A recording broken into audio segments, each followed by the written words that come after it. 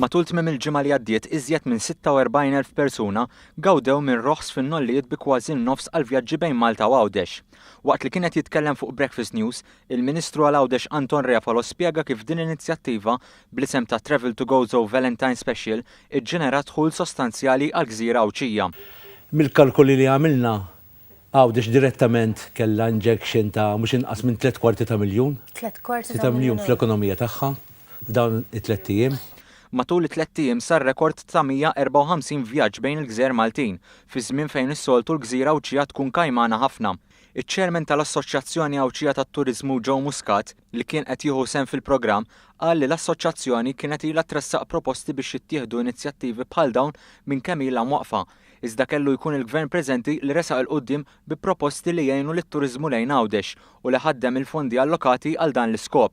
U l-amministrazzjoni li għanna l-lum, il-Gvern tal-ġurnata, il-Ministeru għal Għawdex din l-iskema wara li sema il-veduti tagħna ukoll ħada on board u attivament imma sa din id-darba poġġija fil-prattika.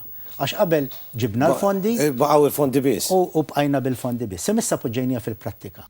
Intant matul il-ġurnata ta' tnejn, il-Ministru Anton Refalo żar is-sidin tar-ristoranti u lukandi f'Għawdex fejn kollha faħru din l-inizjattiva.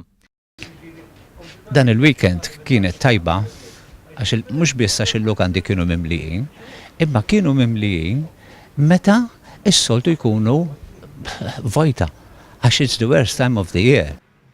Għalina ke weekend tajjeb u terew ħafna Maltejn. Il-Maltejn Għawdex għadu jħobbuh. U memx għalfejn ikunu affarijiet kbar, għal Għawdex jagħmlu differenza kbira u il-kummerċ mar tajjeb. Dal-weekend kien tajjeb ħafna, għax għalkemm kien hemm minħallas, kellhom iħallsu wkoll, però kien reduced price, però xorta ġew in-nies. U ġew nies ta' kwalità, nies li nafqu l-flus, iddevertew, it-temp ħafna u morna tajjeb ħafna. Kien weekend tajjeb kemm bħala footfall u kemm bħala bejħ. Inħoss li aktar ma jkunaw attivitajiet bħal dawn f'Għawdex, żgur Għawdex jimxi aktar qudiem f'dawn il-critical weekends li huma speċjalment il-weekend tax-xitwa.